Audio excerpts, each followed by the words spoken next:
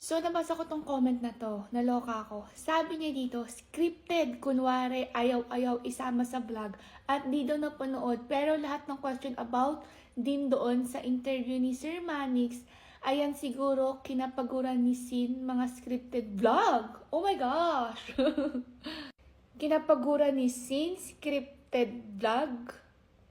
Okay ka lang? Grabe yung comment mo ha, napaka-immature. FYI, yung vlog namin na yun, hindi yun scripted. Hindi scripted yung vlog namin na yun, sa pilitan lang yung pinilit ko lang talaga si Sofia nun. Kasi nung time na yun, kakain kami sa Korean restaurant sa Soler.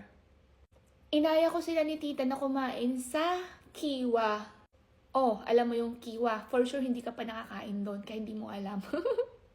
Magandang restaurant kasi doon. Kaya pinagbihis ko sila ng maganda. Sayang naman yung outfit kung hindi kami gagawa ng video.